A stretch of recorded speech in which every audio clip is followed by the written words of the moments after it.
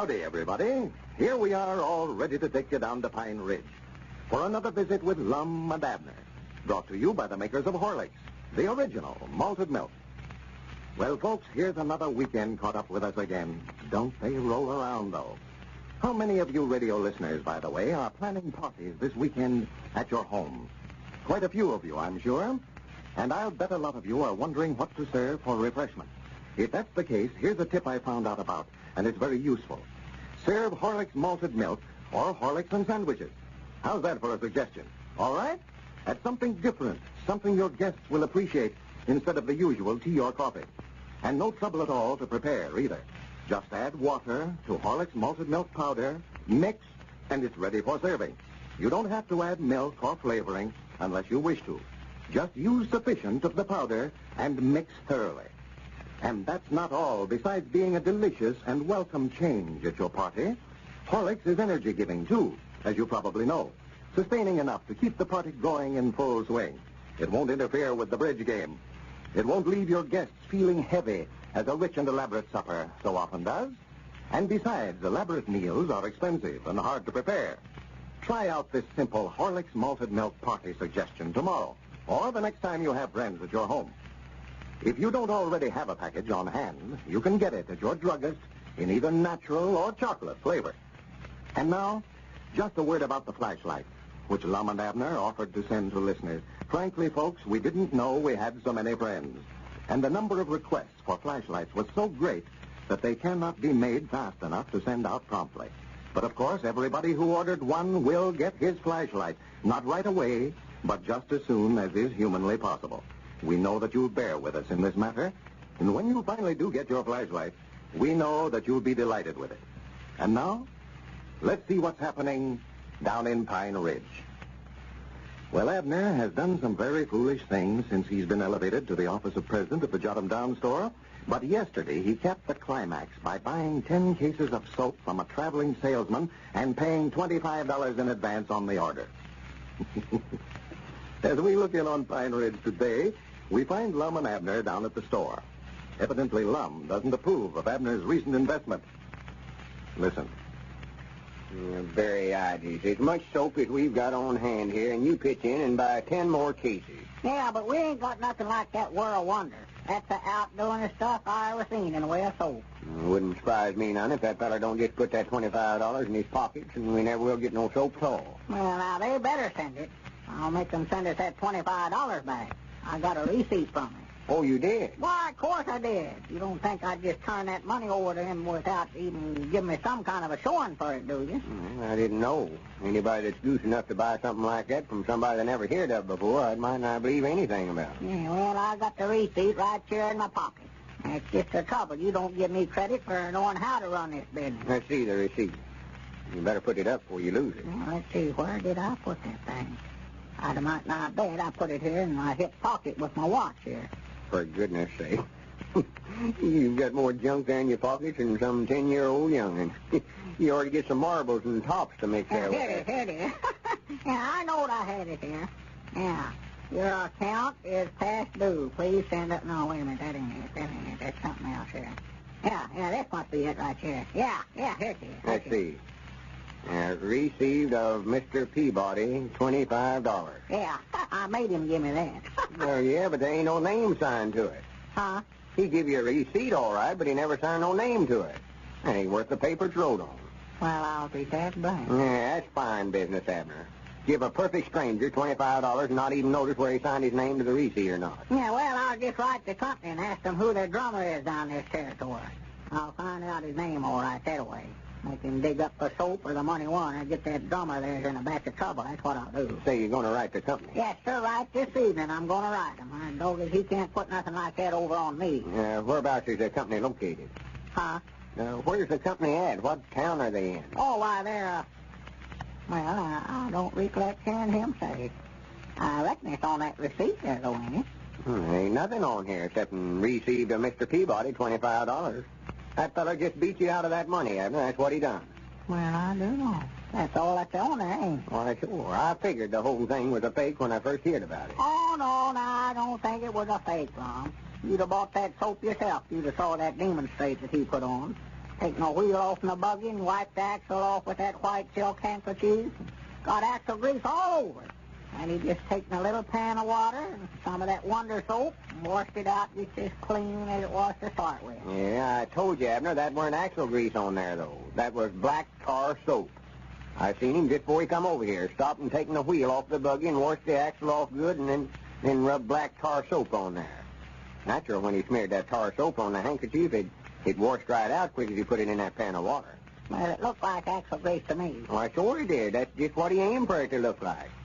I found he just goes from town to town pulling that same stunt. Yeah, well, I wasn't the only one that got fooled. Grandpappy Spears and Cedric stood right out there in front and seen that demonstrate, and they both wanted to buy some of it. Oh, yeah, Grandpap stood me up and down and it weren't no fake. Even after me telling him I seen the drummer putting the tar soap on the axle with my own eyes, he still wouldn't believe me. Why, no, he was over at the place last night wanting me to let him have part of the territory on it. Part of the territory.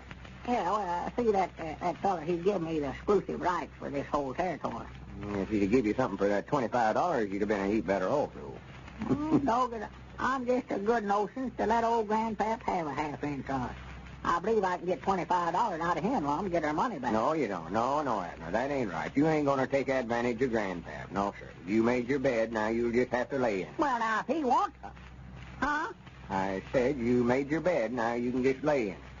Well, what's me laying up in bed got to do with this soap deal? Never said nothing about you laying up in bed. I said you made your bed, now... I never made my bed, though. Elizabeth always makes up the beds over at our place. That ain't the kind of bed I'm talking about, Well, Abner. that's the only kind of bed we got, Lum, except the folding bed there in the parlor, and we ain't used that, and I don't know For when. goodness sake, Abner, you can't get nothing straight in your head. Well, you mean just because that feller maybe beat me out of $25 an hour to go to bed for a while? No, I ain't talking about you going to bed. I was just using that old Eddard saying. You made your bed, now you've got to lay in it.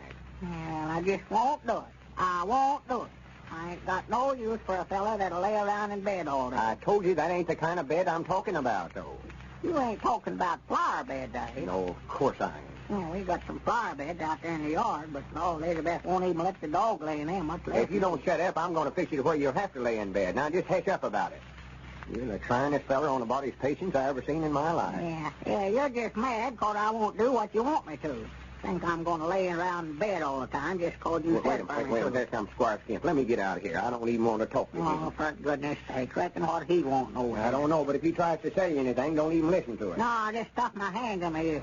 Oh, I couldn't hear nothing, man. I wouldn't want to do that. Wouldn't know what he's talking about. I'll be back after a while, Abner. Well, good afternoon, Lum. Good howdy. afternoon. Howdy, Squire. Howdy. You're not leaving, are you, Lum? Yeah, I think I've got some business to tend to, Squire. Abner's in the store there. He'll wait on me. Oh, yes. Hello, Abner. Hello. You're the very one I wanted to see.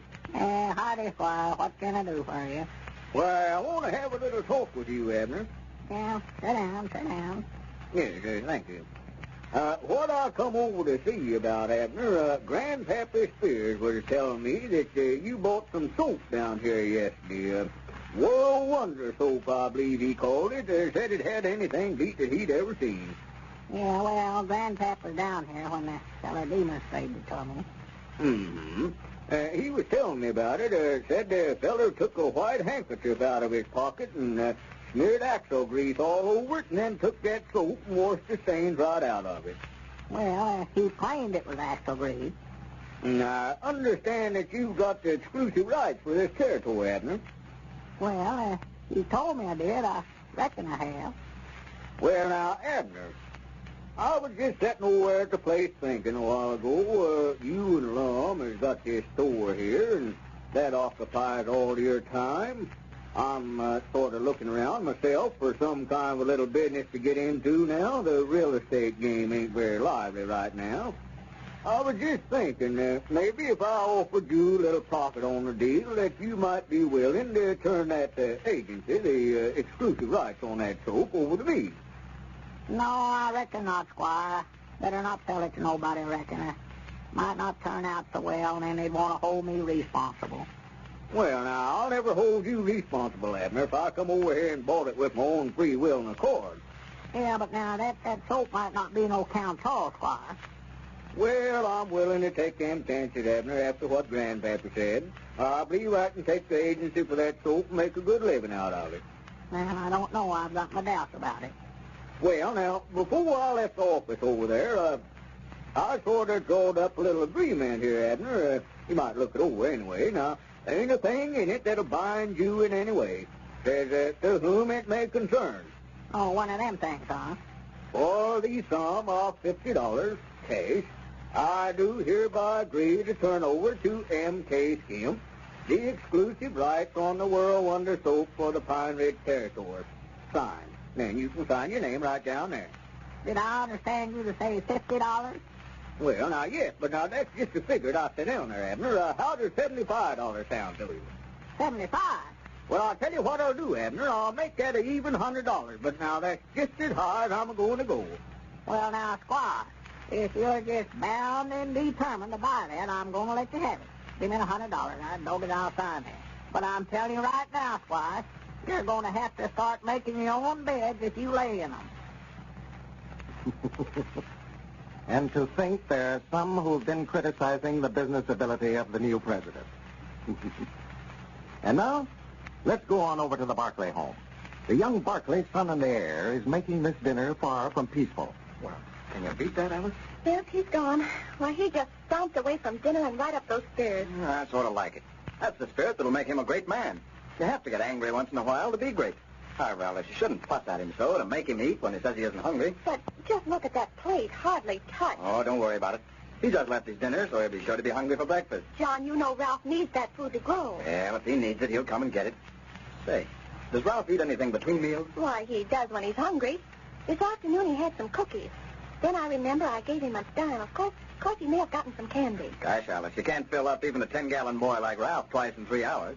You ought to make him leave out the eating between meals for the good of his stomach. But he was genuinely hungry this afternoon. He plunges into everything so hard. He needs to eat in the middle of the afternoon to get more energy. Say, I know something that'll shoot him full of energy. One of the fellows down at the office passed them around several afternoons. Not candy. Oh, no.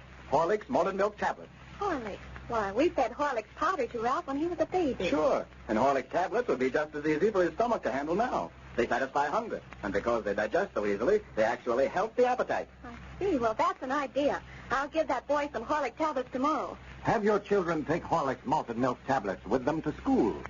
Carry some yourself. When those dull times come in the day, when your pet is exhausted, dissolve a couple in your mouth. You'll feel the difference right away, because the nourishment of all the rich, full cream milk in Horlicks turns into quick energy.